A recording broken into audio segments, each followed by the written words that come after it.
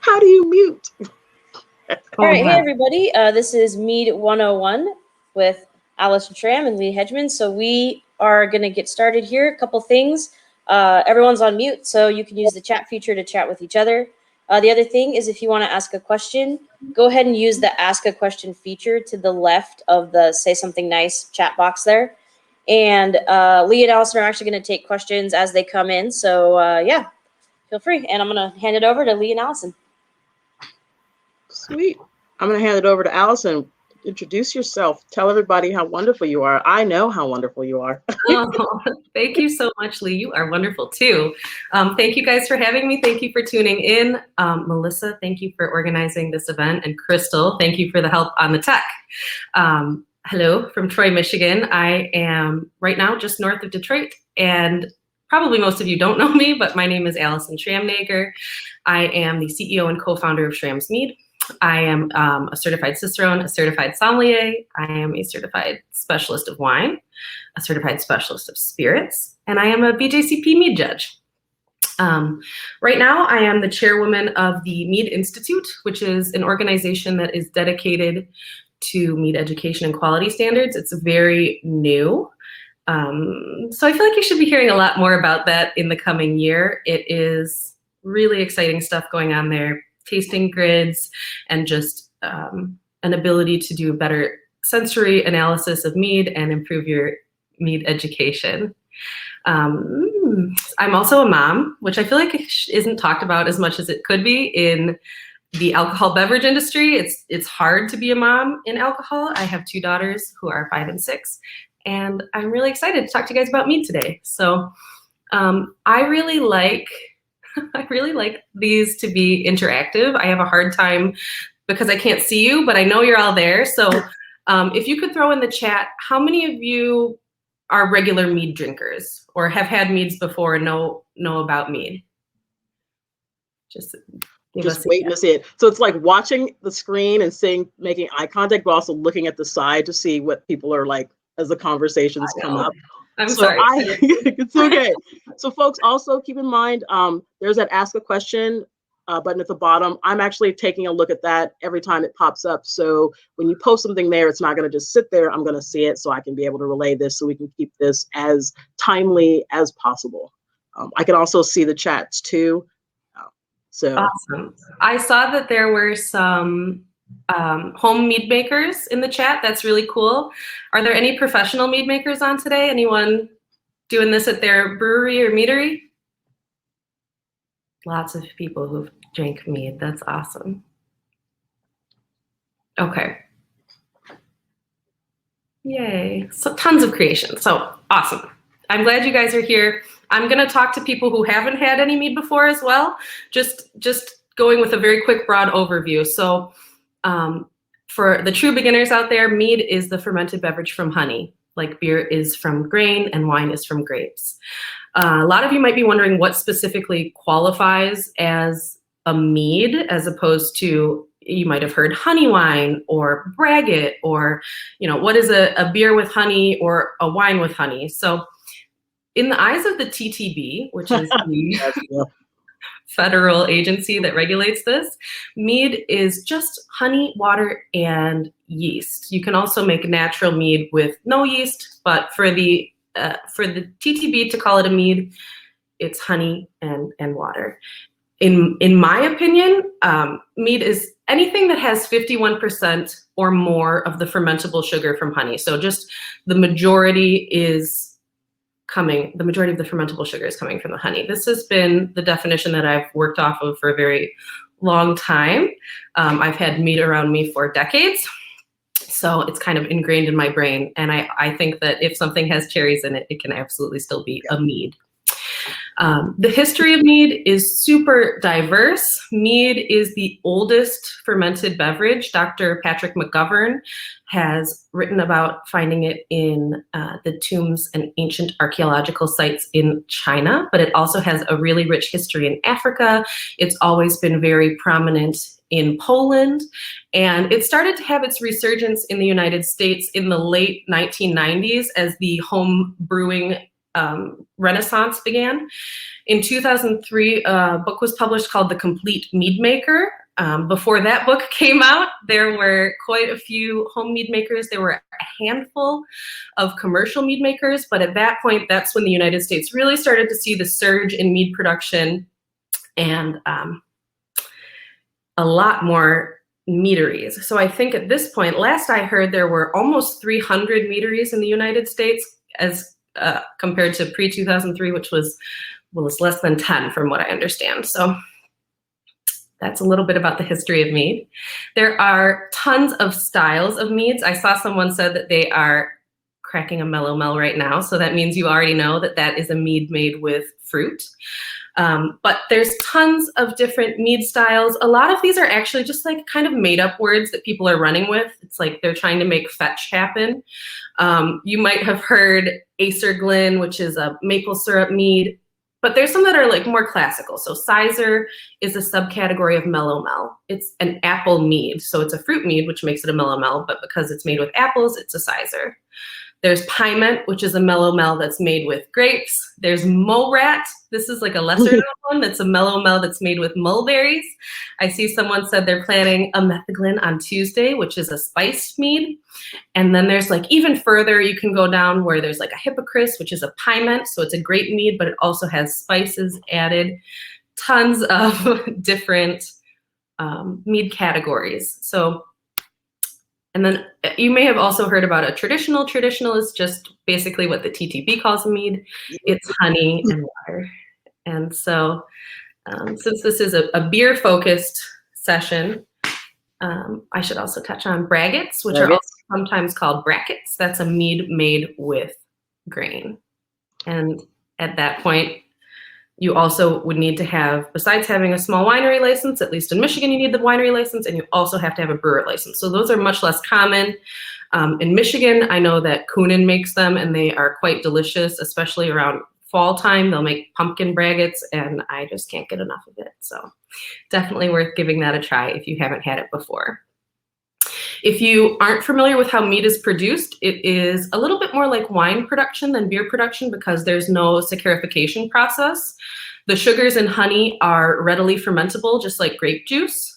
And so the basics of mead, like I mentioned from the TTB, are honey, water, and then optionally you can add yeast or you can have a natural fermentation. In terms of how mead is made, I'm specifically going to talk mostly about Schramm's mead because I have never worked for another meadery. I have been very lucky as to start with one of the best mead makers in the world as the head mead maker of Schramm's. Am I cutting out a little bit? Yep, you were, but you're back. Okay, sorry. So I'm going to talk about Schramm's mead production. Oh, I'm sorry if this is glitchy.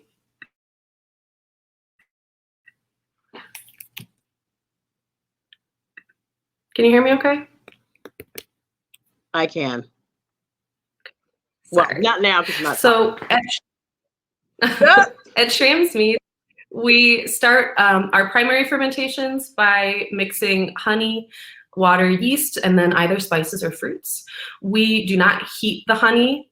We try to use the highest quality ingredients we can, and we like to keep our honey as unadulterated and as natural as possible. So we only warm the drums basically up to hive temperature, or sometimes we use buckets if it's a very small batch. And just so that we can pump it into the tank and not have to use shovels and dig out crystallized honey. So basically we just warm the honey enough to mix it with the water. We put all of our fruit in primary. We like to use Michigan local products, but we also like to use any of the highest quality fruits available. The fruits that we use are not extracts or artificial flavoring. They can't be pumped into the tank. We use Michigan cherries. We use whole raspberries, whole blackberries. We use grated ginger root in our ginger mead. We use West Indies nutmeg. And so just like with any production, if you're cooking, if you're making beer, you will get the same quality out that you're putting in. And if you start with really high quality ingredients, you will very likely end with a high quality product. If you start with a premium honey that's delicious and aromatic, you will have a very high quality mead. So at that point, we'll ferment. Usually on the primary, it ranges, but between 14 and 30 days, we will let our meads ferment and extract all of the flavor from the fruit. Some fruits we let go closer to 14 days, and that's usually because they have a lot of pips or skins and things that will start to get astringent if you let them rest too long on the fruit. So some of them we let extract for 30 days and then we rack off. We always have our meads go into secondary. In mead making in general, not everyone does that. A lot of people have, just like in beer and like in any beverage, there are people that take the time and make an artisan product, and there are people that churn and burn, and they're both okay. It's okay to drink a mead that tastes like a pop and you want to drink it when you're mowing the lawn, and it's okay to drink a mead that tastes like fine wine. Everything has its place. One of my favorite expressions I ever heard was that, I like to eat organic free-range chicken, but if I get off a late shift, I'm going to smash a 10-piece McNugget. So there's room in the mead world for the whole spectrum of quality. So some people do bottle right out of primary. So we got a question. Oh, go ahead. Sorry. Which is interesting that you mentioned that the different areas of the different types of quality of what you're wanting to look for. So someone said they're working on a recipe for a key lime mead with paradise grains, clove, and vanilla. And they actually were wondering if you had ever made anything like that. And because you talk about using local ingredients, that's another one of those kind of questions. But if you ever made anything like that, and if so, do you have any advice? Sure. So with vanilla, I would always recommend using real vanilla beans. You're going to get the best flavor out of that than you would a vanilla extract, but you could use a premium vanilla extract. Same with cloves. If you start with whole cloves and you grind them yourself, or you just use the whole cloves, you could put them in a mesh bag. You're going to end up with a more premium ingredient. A lot of people will juice the key limes themselves. I think that would be the way to get the most key lime flavor.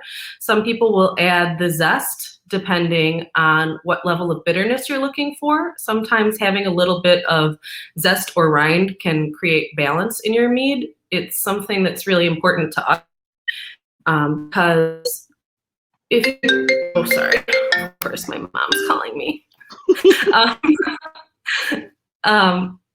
Creating balance in mead is one of the biggest things you can do because you don't want a mead that is just sweet. You can create balanced acidity. The limes will provide that beautiful acidity.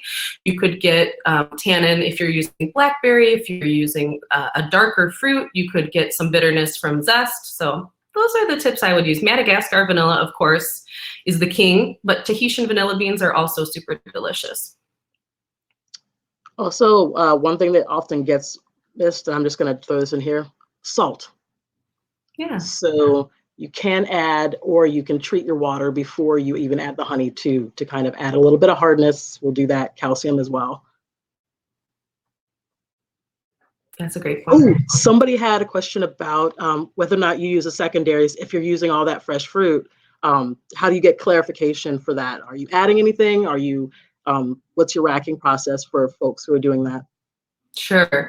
So the meaderies that don't clarify, I'm assuming aren't using whole fruit or that don't rack into secondary. So we have to use a secondary tank to clarify because we're using whole fruit. We actually do a tertiary rack, and sometimes if absolutely needed, a quaternary rack. We don't use any filtration or centrifuge. We might eventually use a centrifuge, but for now, we try to keep it such that it's as natural a process as possible. And if you filter out all of the fruit solids, you're filtering out some of the fruit flavor. So we let it settle. Gravity and time are the main two things that we use. Occasionally, we'll get a batch that just won't drop clear, and then we'll use something like bentonite, sparkaloid, a fining agent that is as natural as possible. Nothing that's going to harshly strip the flavor. Because our number one goal is creating the most flavor in your mead experience. If you've had our meads in particular, the ginger is in your face ginger. The cherry tastes like cherry. The raspberry, it's just like bursting raspberry in your mouth. So that's kind of our take on the clarification. Sweet. So then how do you feel about adjuncts? It's a mixed bag at Schramm's. I don't dislike them. Our head mead maker is, I would say, solidly against, but my husband is like, there's a bit of a give and take. The older generation within my meadery is more classical, more traditional. The younger generation, we have a few guys that are in their 30s, and we're in their 20s when they started. They are more interested in trying, adding spices, adding, different ingredients. We've done it. We've done some apple meads with spices. We've done cherry mead with vanilla and cocoa nibs. It can be done well. It can also be done very poorly. Like anything.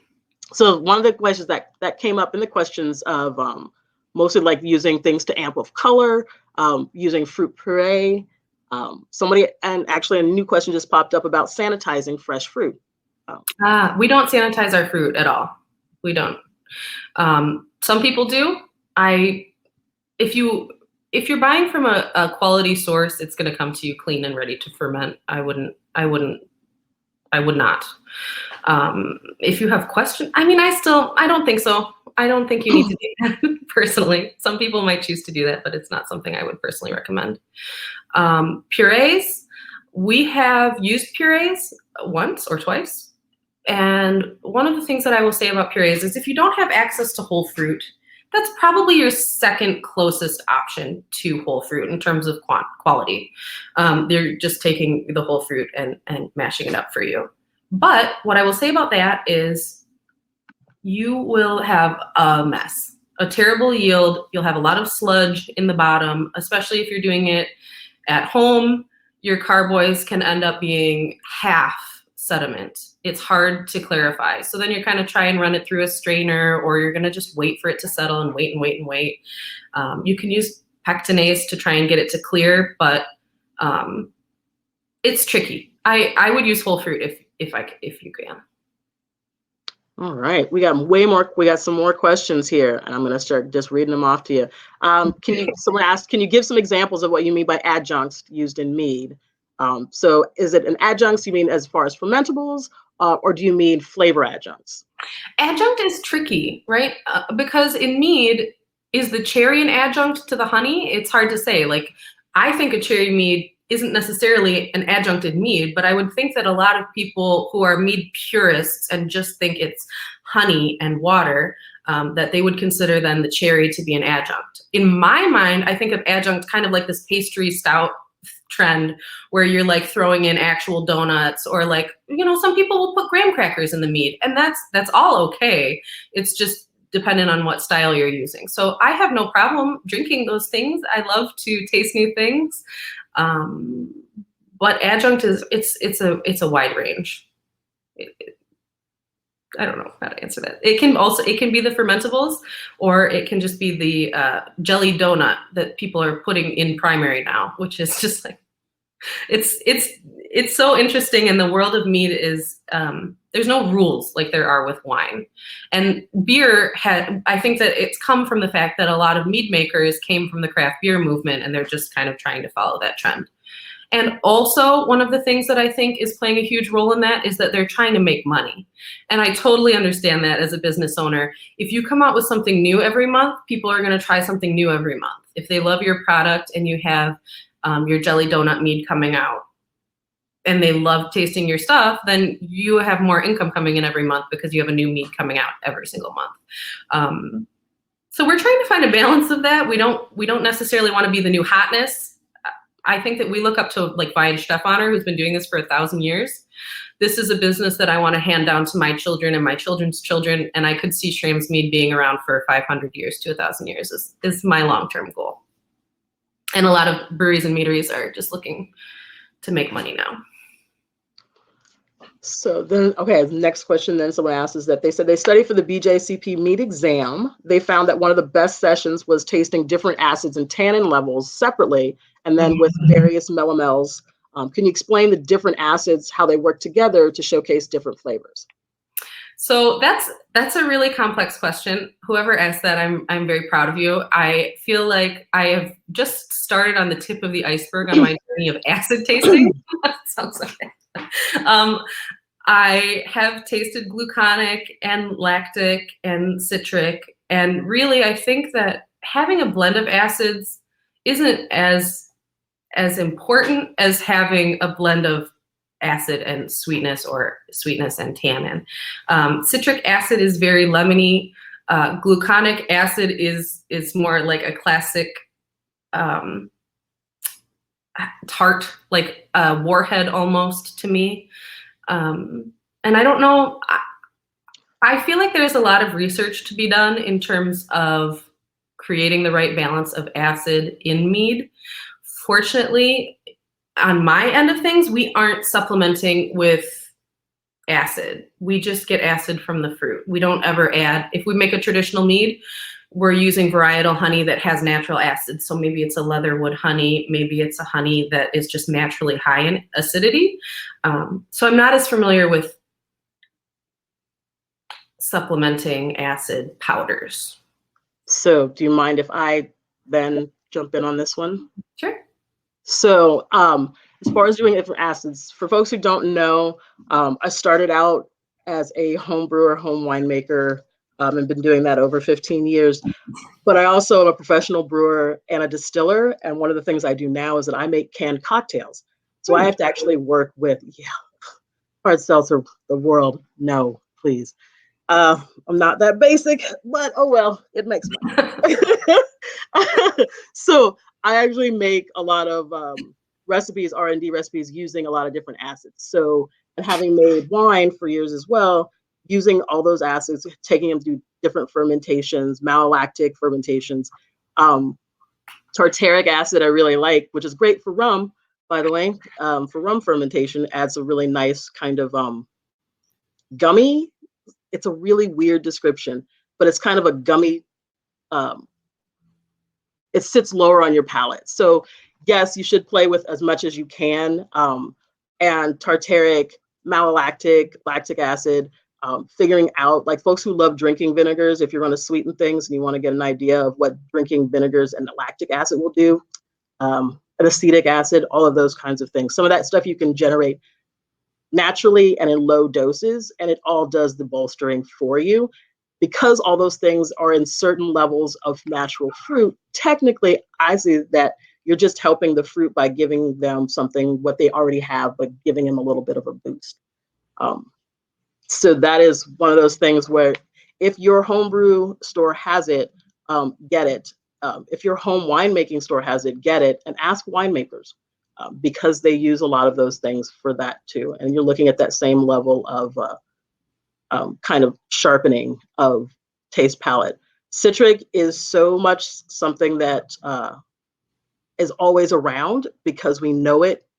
We almost don't pay attention to it. So when you add a different acid, your tongue, even if your brain isn't automatically going to register that, is going to be like, oh, that's a little different, because it sits a little different on your palate. We use it for cleaning as well, which is, let's just say, lemon juice. I mean, we've used it for years, cleaning windows. It does wonders for everything. But we do recognize it in our palate a little bit more than we do the other acids. So I always encourage everybody to try the different ones. And try looking at what other industries do for those acids, because you'll find that there's a lot of similarities. So I don't know if that answers your question, Beth, I think it was. But it's it'll be fun to do. And don't forget, ask chefs. It's crazy how you would think that pepper, interestingly enough, is weird, but it does add a really interesting flavor to things. And I've often added pepper to meads, not for a spice level, but just to balance some stuff out. This is something that we talk a lot about at our meadery, and we kind of refer to it as turning things up to 11.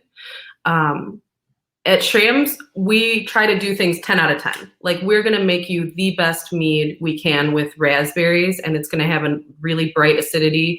Some other fruits that have a ton of acidity are black currants and red currants, and we strive to get as much as we can from nature. There's a term for this in the industry. It's called, I love it, it's spoofulation. You're basically trying to trick your palate. You're spoofing it into thinking it is something that it isn't.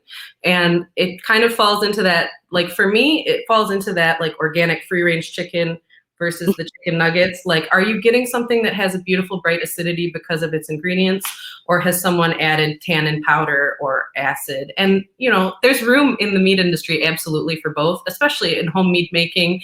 You might get something that didn't turn out and you don't want to dump it. You want to make it better. Then that would be, I think, a really good application for that. No, we don't want to dump anything. Right, exactly. You're like, I'll put some acid in here. That'll be good. But you could also just use, you know, lemon juice and see how that goes. So. All right, well, I feel like I don't need to go through as many of these steps as I was planning on going through, because I feel like everyone here has a really good grasp of mead. I was going to go through our process in terms of secondary, tertiary, barrel aging, bottling, and kegging, but I'm not sure that that's totally necessary. I feel like you guys already have a good grasp of that, and then we've they have a bunch of questions for you too. More questions? Yes. I feel like I've prepared questions for you. I prepared too much. Next year, I'm just going to do a Q&A the whole time. That'll be easier for me. I have so much prepared. Okay. If I could just say like a few more things and then we'll do questions the rest of the time, because I think it was only supposed to go for like 15 more minutes. I'm happy to go over if they want me to. Yeah, I agree. Honey is too expensive. Yes. I agree, 100%. I have literally cried when we had to dump a batch because it just wasn't up to our standards. But I'm just going to go through a few quick things because when I talked to Melissa about this presentation, she also mentioned that she wanted it to be empowering. And, you know, I could talk more about being a mom, you know, running a meadery and having a micro preemie. My daughter was born at 23 weeks, but I've kind of danced around this, and I feel like it's a good place to start in terms of empowering women, but this is the last thing I want to say, and then we can just ask questions all day. My dad is Ken Schramm. A lot of you already know that. I tried to make it through the end of this presentation without saying that because I feel like I've spent a lot of my career trying to differentiate myself and trying to establish myself as a credible reference in the worlds of mead, wine, and beer. I had a lot of mansplaining early on. When Schramm's got started, I was in my early 20s, and I would have people come into the bar and try to explain to me how beer is made. And I was like, I'm a certified cicerone. Like, I have an idea. I know what's happening here. But Ken Schramm is the co-founder of my company. He is the author of The Complete Mead Maker, which was published in 2003 by Brewers Publications. I think it's probably the best-selling book on mead to this day. It sold nearly 80,000 copies. He's written for Zymergy. He won the AHA Governing Committee Recognition Award. He's the godfather of mead. Yes. So that makes it really easy for people to kind of write me off and say, oh, she's only in her role because Ken Schramm is her father. I've had people actually say that to me, like, oh, she came from working at Applebee's and now she's the CEO of the company. Like, haha, no way. So I'm at this point now where I'm like, well, I'll become a master sommelier and then I'll show you. Like, I'll become a master cicerone and then we'll see who's actually, you know, why I am where I am. But it's really easy to get into your own head. It's really easy to let people come in and let you believe that you are not good enough. So after I passed my Certified Specialist of Spirits, I said, I'm done taking these tests. Like, I am good enough. I don't need to keep pushing for more. And as a woman, like, I'm so glad to be able to do this kind of conference because I want to be able to put myself out there, tell my story, and allow people to come to me, and if they have similar things or they have questions, just know it's happening to everyone in this industry. I don't feel like anyone is exempt, and you don't have to prove yourself to anyone. You are enough as you are. And if you ever need someone to pat you on the back or give you a hug and let you know that, like, people will recognize you in your work, people see what you are doing, I am here for you because I've been through the whole spectrum of that. So feel free to reach out to me anytime. And now I will do 1 million Q&As, as many as you have. Thank you. Thank you so much for talking about that and mentioning that. I think for a lot of folks getting into an industry, that where you don't see enough people like you, or you're following in amazing footsteps and actually creating footsteps right next to the footsteps that are you're following. You're right there.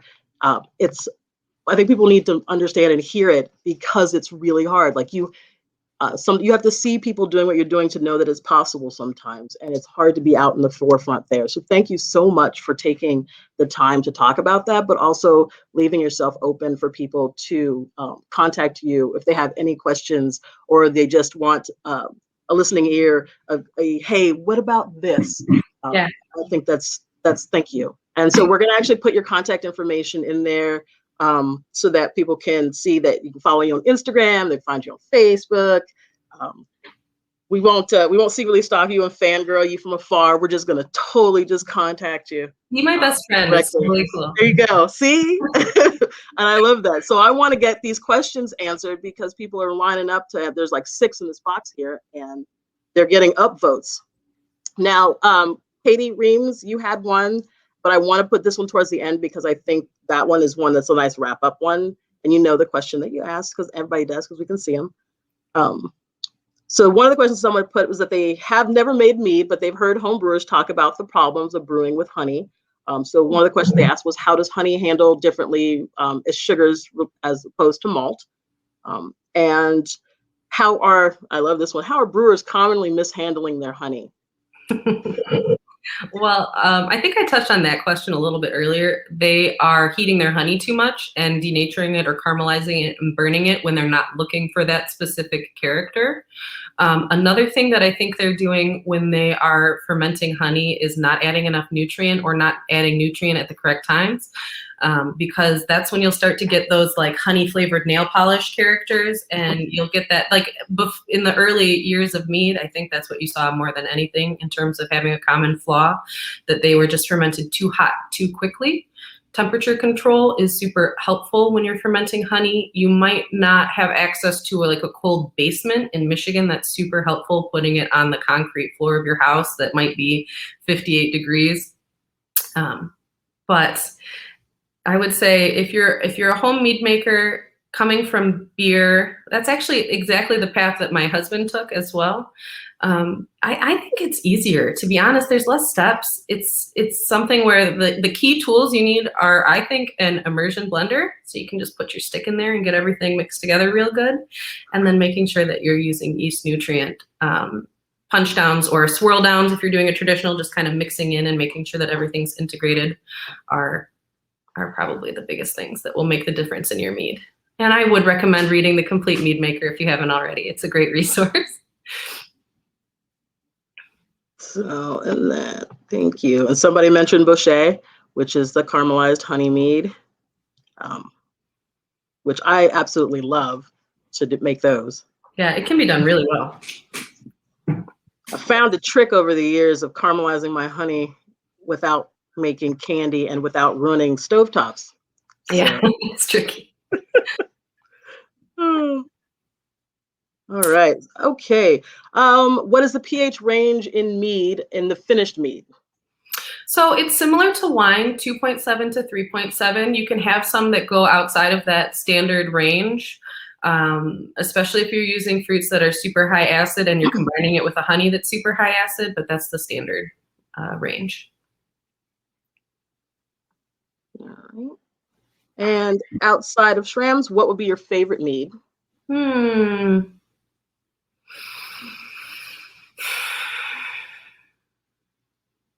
feel like this is such a loaded question. So there's another meadery that makes a similar style of mead to us, Pips Meadery. I really like it's called Cali Cotton. It's made with cotton candy grapes. But that's like impossible to find. So I wish I could say, let me think about something that you can find on the shelves. Bee Nectar is our neighbor, so I love to give them a shout out. I like to drink their beers on a hot summer day. If I'm mowing the lawn, they have lawnmower meads, I should say. I like their Tuco style Freakout, which is a sparkling lime mead. Pips, Bee Nectar. I love Golden Coast because the owner is a sweet angel man. He's just like a kind hippie. So I would recommend giving them a try as well. I I was wondering when this one comes up. Someone said they made a braggot with buckwheat honey. And said their husband then referred to it as the apocalypse brew, as in they'll save the bottles for the apocalypse when there's nothing else left to quaff. What's your take on using buckwheat honey successfully? For the record, my absolute favorite honey is buckwheat honey. Okay. And I tell someone every time, and the best buckwheat honey for me is honey that if you have to look at your shoe, think, what did I walk through? If it does not smell like a horse farm or absolute shit, it is not good. It is not good buckwheat honey. So I absolutely love buckwheat honey. Okay, I'll try. I understand why people have a love-hate with it, but the reasons why I love it are often the reasons why people don't.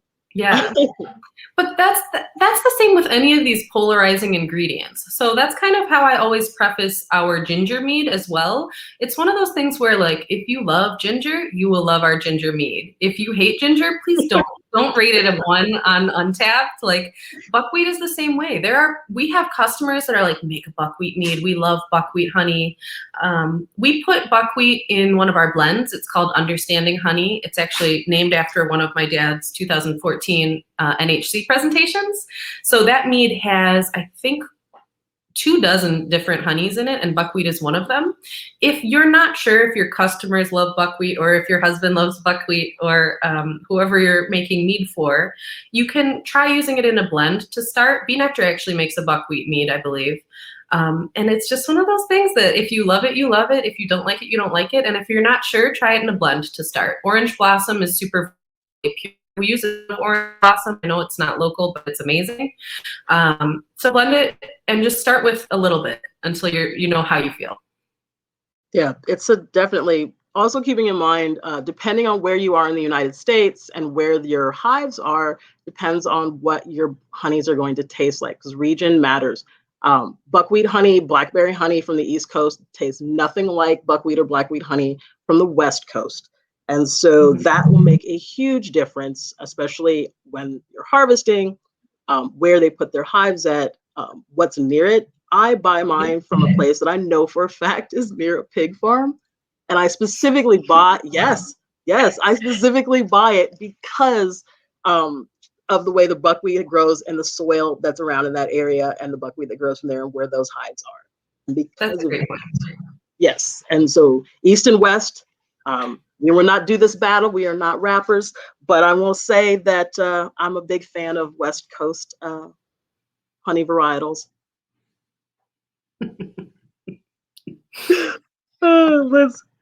So as far as making a braggot with that, buckwheat tends to hold up through a vigorous fermentation, and those aromatics, if it's a really strong one, will hold up after even the most toughest and fermentation. It's best, I found, when making a braggot, to do a style that's neat. It can handle robust farm and barnyard notes. So if you're using Belgian yeast, if you're doing dark beers like brown ales, which is what I often always will make it with, something that is like unusual, that people think they know, and then you add that little extra kick to it, and they're like, oh, that was totally unexpected. Belgian yeast tend to work really, really well with buckwheat because they're also very barnyardy. So those are all those things that you kind of want to look at. And if you want to go, I don't even know if it was your dad's book that I found this from, or if this really old pamphlet this lady gave me years ago, the trick of naked meading. I like to use when I'm home, in my leaner days, fermenting with clover and then back sweetening with something expensive so that it tastes like the expensive stuff. No use fermenting out the good stuff when you can just back sweeten with the good stuff and just ferment with clover. But that was when I was meeting on a budget in my 20s. Great for that 15% alcohol party stuff. Oh, okay, you're back. So, okay. Someone said, are there any resources to recommend yeast nutrient schedules? My dad wrote an article for Zymergy a while ago, and I think he actually cited a UC Davis wine scholar. And I think that Sergio took that and put it on Mead Made Right. So that is very similar concept. So you can either find the article, I don't remember what it's titled, but you can message me on Instagram if you really want it, or you can use Sergio's TOSNA calculator, which is very, very similar in terms of nutrient additions. Someone said, can you address using raisins as nutrients? I'd rather not. Do you remember that one, the orange one? The orange clove? Did you ever make that one as one of your first ones? I did not. No, I had the fortunate part of like starting out with Heart of Darkness, you know, like going down with my dad, and yeah. Oh, you are so lucky. Those of us that they never tell you. They tell you to put orange and cloves and raisins into a gallon jug, but they never tell you how to get that stuff out of the gallon jug when you're done.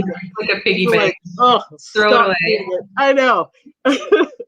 So, generally speaking, I don't use raisins as nutrients, but you know what really works? I've found well, because I used to mead make on a budget, Centrum Silver.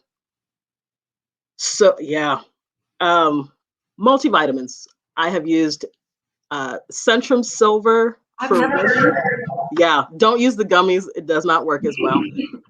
But if you use grind up Centrum Silver for women and use that, because they tends to have a lot more B vitamins. Yes, I know everybody always laughs at this, but I also will boil that with bread yeast. Did you read that somewhere? What made you try that? Like, whoa. I was desperate. I did not have time to go and get and money to get nutrient from the homebrew store. So I actually looked up kind of what's in these nutrients. And one of the things for sure that I saw was that there's always dead yeast in it. So I made bread. So I just was like, I'll just kill this yeast, and you kill it by boiling it. And I had vitamins, and I was like, well, it needs all these vitamins too, right? So why not use a multivitamin? So I still do on occasion will make what I call my poor woman's my on a budget yeast nutrient, which is just Centrum Silver. And I don't ask me, I like Centrum Silver because that's what I had around. Don't ask me why in my young age I had Centrum Silver at my house. We don't want to talk about those kinds of things. But I did. And so that is what I found over the years has worked best for me. All right. Someone asked us, I'd love to hear from both of you on how you go about tasting honey.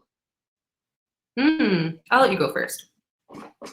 So for those who don't know, I have a honey business, and I'm also a beekeeper. And I like talking about honey constantly because I'm covered in honey constantly.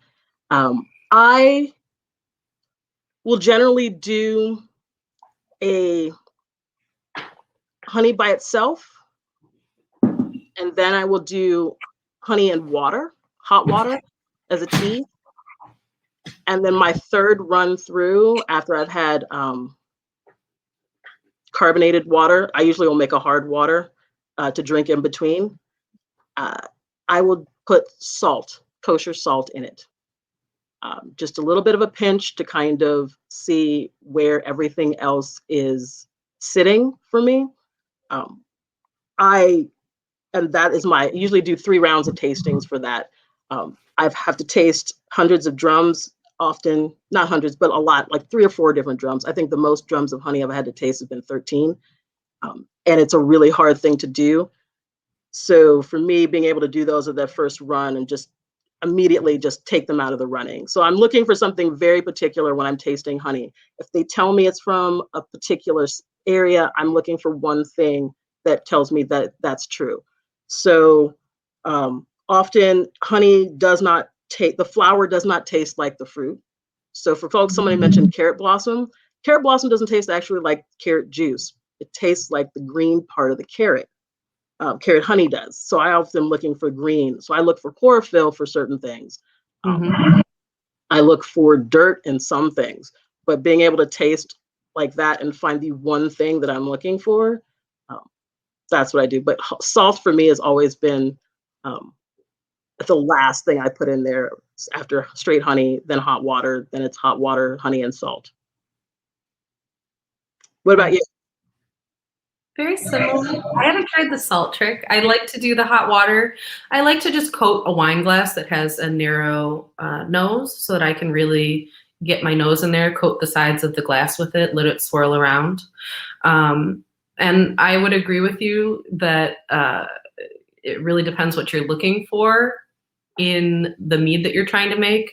Something that I think a lot of people don't realize is that honey can be delicious and make a terrible mead. And it can make a terrible mead for so many different reasons. Maybe you didn't find the right yeast. Maybe you didn't use the right nutrients. Maybe it doesn't like the fruit or spice that you fermented it with. I think yeast is probably like the #1 killer of good mead if you use the wrong yeast. But yeah, I agree with you. So then the last question is, someone was interested in making this a profession. What advice would you give them? Oh. And that was our last question, folks. I think that the reason that I have gotten to where I am, besides the fact that I had a huge boost from having Ken Schramm as my dad, he was actually working full-time when Schramm's Mead got started. I don't think a lot of people realize that. He didn't leave his job until 2 years after Schramm's Mead had opened, so he was kind of moonlighting. I would recommend, if you want to succeed, and I've heard this from a lot of other people more and more often, just be the hardest working person in the room. If you are willing to put in the work, if you're willing to do the grind, you will very likely succeed. Don't be afraid to recognize your failures. They will only help you grow. And just show your team, show yourself that you are willing to put the work in. You're willing to be the hardest working person in the room. You're going to have long days and there's going to be hard days, but your determination will make you succeed. So. And on that note, I actually have a sale going on right now. We have free shipping, free ground shipping, over $100 on store.schrammsmead.com right now. We don't ship to all states, but I knew that this was going on today. It's our lowest free shipping deal we've ever done. So if you're interested in getting some mead or trying some Schramms, you can go to our website right now. And if you're in Florida or Texas or Arizona and it's super hot, you can use the code HOT20 and it'll save you $20 off of expedited shipping, because we don't ship ground to hot states. That's a recipe. So thank you guys so much for having me.Lee, this was wonderful. I've not gotten a chance to talk to you before this, but I love you. You are very sweet, and thank you so much. Same. We shall stay in contact. I'm going to email you. Yeah, please do. Yeah. Thanks, everybody, for coming. Yes.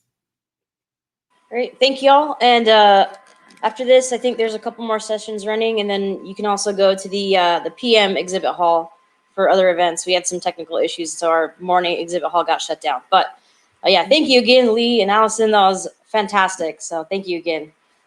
Thank you, everybody. Thank you, Crystal. Thanks, everyone. All right. Cheers. Bye.